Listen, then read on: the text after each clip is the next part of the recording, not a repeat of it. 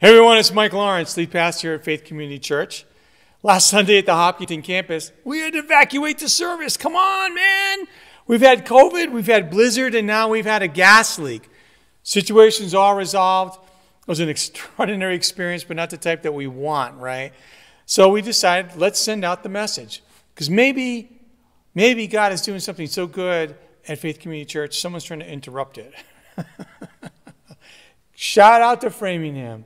You know, some of our Hopkinton friends went over to Framingham, and Framingham brought them into the service. You guys are great. This is awesome. Here's the message that was supposed to be preached on Sunday, right in your own homes now. So look at, we are in, that was the last message of a series called Unbelief. It's unbelief. It's this idea built off of our mission statement. Jesus wants to do the extraordinary in your life. Watching Jesus do the extraordinary in your life, and through you in our church, and through our church into the community. How can we see Jesus do the extraordinary? And we looked at some examples in Matthew's gospel. Well, this week, I'm going to be looking at a different example. I'm going to be looking at an example that suggests the idea that you could be walking with Jesus, close to him, seeing things he's doing, and still struggle with unbelief that could potentially diminish what Christ wants to do in your life. How's that? Woo! So in this message, I'm going to be talking about a bit of pandemic exhaustion.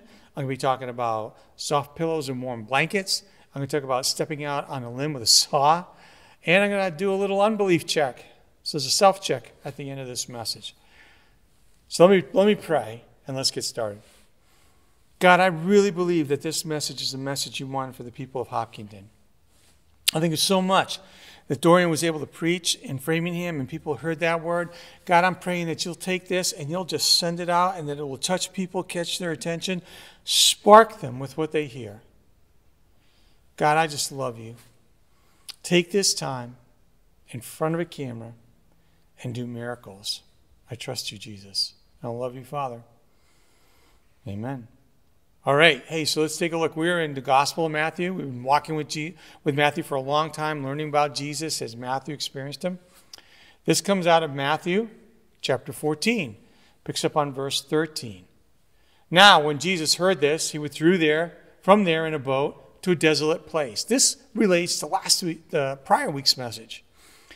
John had just been executed. Now, John the Baptist, you may not know him. He was a significant religious figure in Jesus' day. He was also Jesus' cousin. So you should watch that message because he gets executed by a corrupt king. Jesus gets word of that. You know what I think is going on? I think Jesus is sad. I think he's grieving the loss of a family member that he respected. I also think that Jesus is a little, he's got a target on his chest, so Jesus knows he needs to get on the run because this guy, it says in that passage, was targeting Jesus next. So he goes, he just goes off to a desolate place to wait things cool down for a little bit. I also think, as Jesus was looking at this scenario, he's probably thinking, a corrupt political leader executes a significant religious leader. Maybe he was thinking about his own future, part of God's plan for him with the cross. He just has to get away and be by himself. It's like you've been in this last couple of years, maybe in the pandemic exhaustion. Man, so many things are happening. You've lost someone you've loved. These have been unsettling social times, or you're just plain exhausted, tired, wiped out, burdened, and you just need space. This is what Jesus is in. So what happens? But when the crowds heard it, they followed him on foot from the towns. And when he went ashore, he saw a great crowd, and he had compassion on them and healed their sick. This is amazing. Crowds of people found out where Jesus was going, and they came from all over the place to see him. But put yourself in Jesus' shoes. You went to this desolate place to get some space, but now you see just a crowd of need pour at you. You've been in this situation over the past 2 years. At some point, whether it was your job, whether it was your family, or whether it was just a pandemic and its weight on you, you were just wiped out, tired, wanted to get away, and more crushing need came on you. What do you do? Interesting thing. Jesus, when he saw the crowd, he had compassion on them and healed their sick. Compassion. It's an interesting word. The gospel writers, the people who knew Jesus best, use this word to describe how Jesus responded to human need and suffering. It's the most common word that they use to describe when Jesus saw a person suffering. It was a gut-level emotional response that moved him into action. It overcame his fatigue, his distraction. It kind of like pulled his attention and mobilized him to do something. And maybe you've been in that scenario where you see something that's on TV, or you got a phone call, or you see someone in need, and you feel it in your stomach. It drives you into motion. That's the type of compassion that Jesus felt. And I got a great example. There's a faith group in our church like this. So there's a faith group that felt compassion for Afghanis who were coming from Afghanistan into America at the end of the Afghanistan war. And they just thought, well, what can we do for these people? They were moved by compassion. So they decided to do some research, and one of them was familiar with an organization called WARM, Welcoming Alliance Refugee Ministries.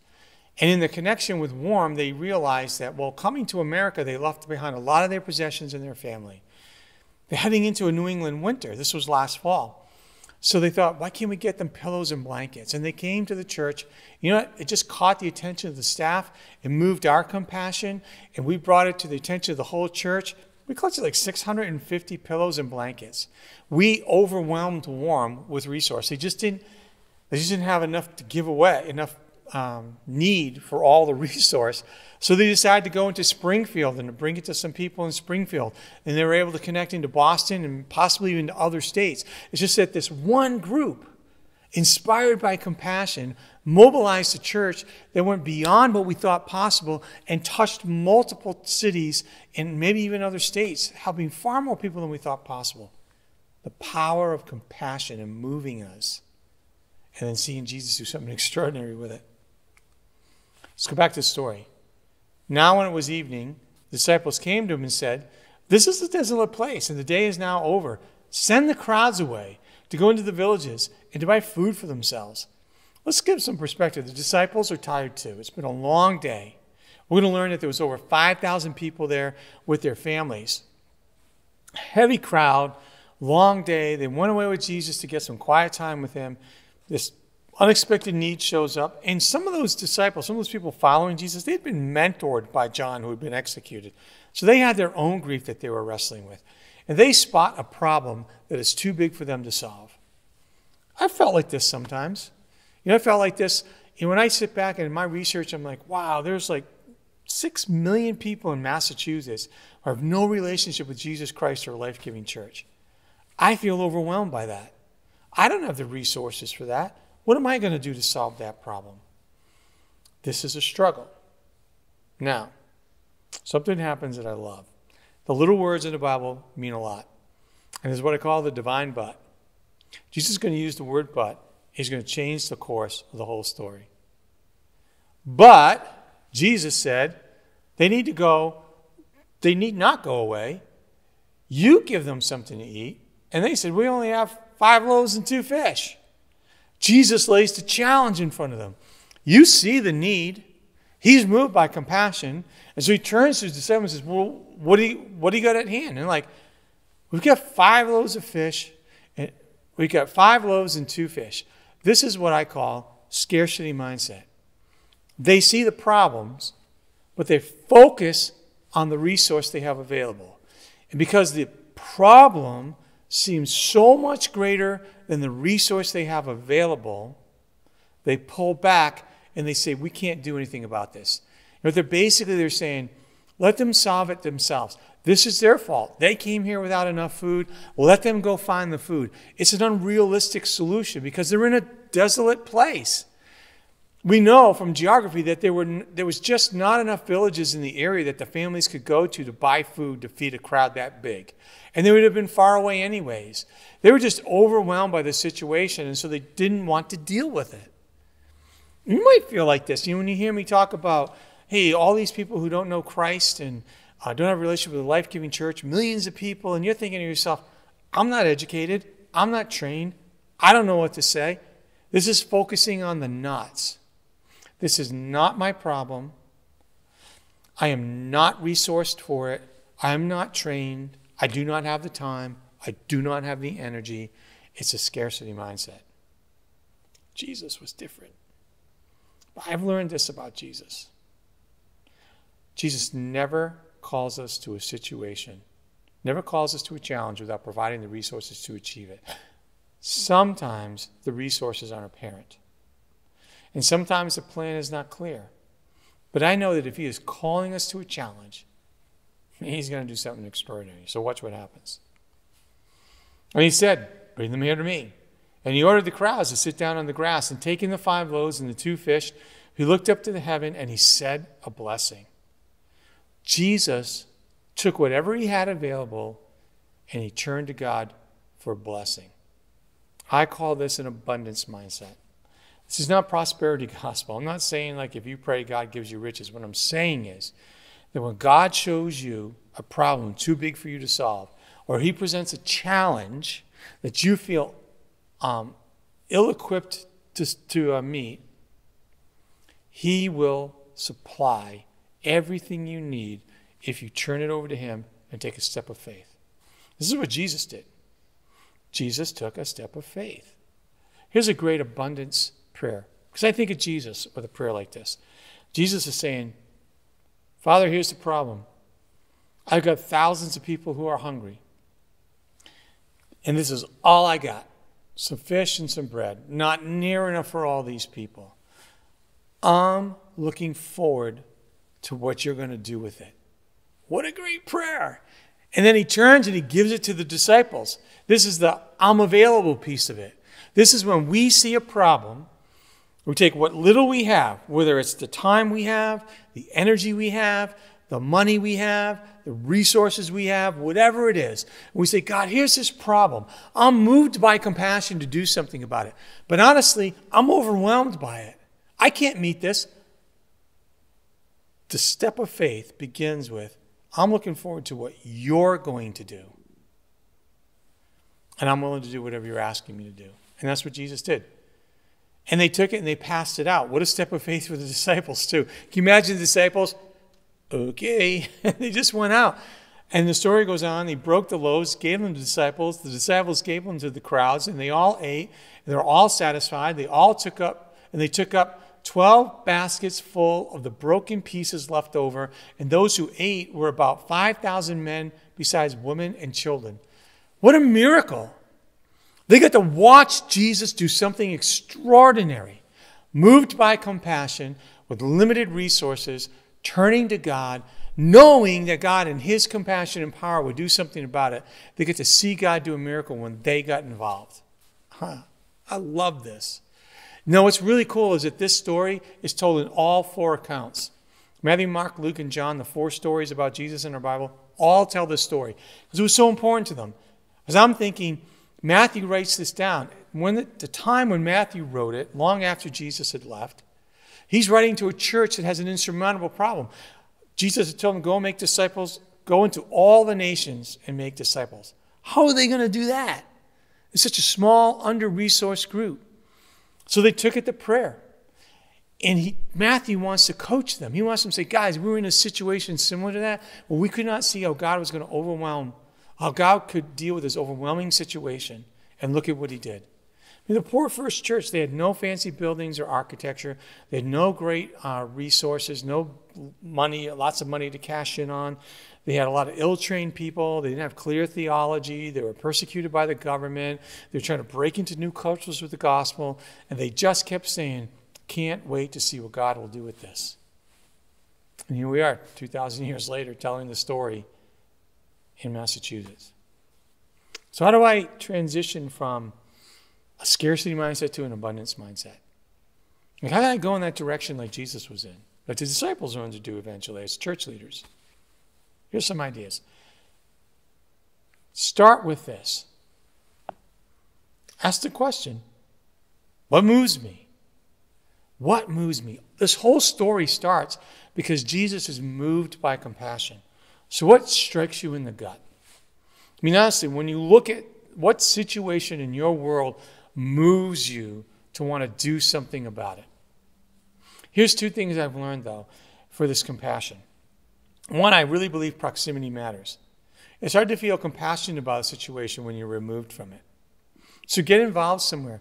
Start testing the field. Whether you want to visit somebody in the hospital through the care ministry, whether you want to serve food on the streets with Net of Compassion, or whether you want to check out WARM and see what you might be able to do for Afghan refugees coming into the region. They deal with refugees from all over the world. Start testing the waters by doing things. And when you feel that compassion move within you, it's going to change you. Because compassion grows when you can see it in someone's face, when you can smell their desperation, when you touch them and they're trembling, when you can hear their fears and concerns. Then all of a sudden you're going to feel compassion begin to stir within you. And you'll know you're doing the right thing when that compassion begins to really mobilize you to want to sacrifice to meet that need.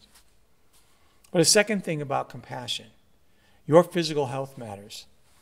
We are coming out of a pandemic and we are exhausted from all of the pivoting we've been doing, whether it's at work, whether it's homeschooling, whether it's trying to manage your schoolwork, whether it's trying to manage your kids in their schoolwork and in your own work, whether it's all the grief you've experienced, all the struggles of the pandemic. You got to tend to yourself.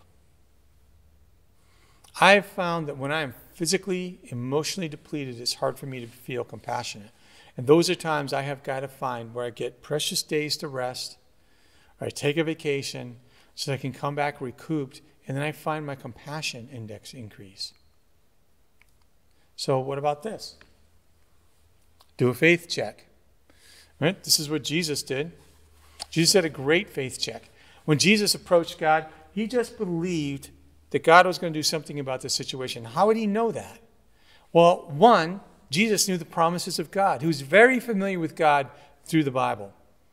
We're blessed that we have all the Bible that Jesus read and the New Testament about Jesus and life after Jesus. Because he spent so much time in the Bible, he understood both God's nature, his compassion, and God's promises, and was confident in God's power to deliver on them. This is why we're always telling you to read the Bible. How can you know a promise if you don't read it and understand it? And I'd even say memorize it so that you have it when you need it. And he had past experiences to draw on.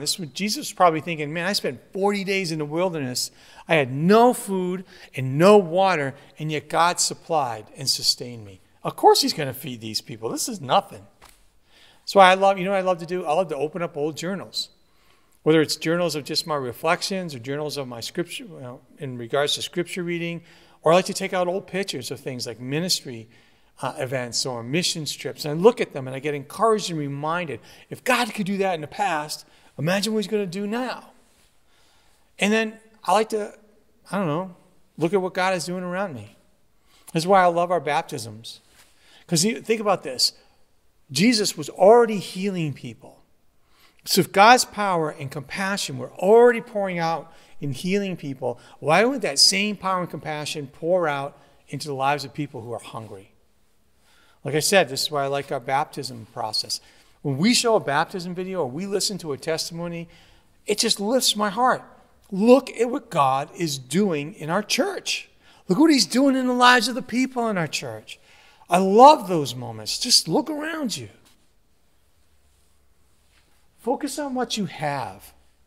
Focus on what you have. Jesus only had a few pieces of fish and a few loaves of bread. Okay? And he took that and he said, God, you have to deal with this.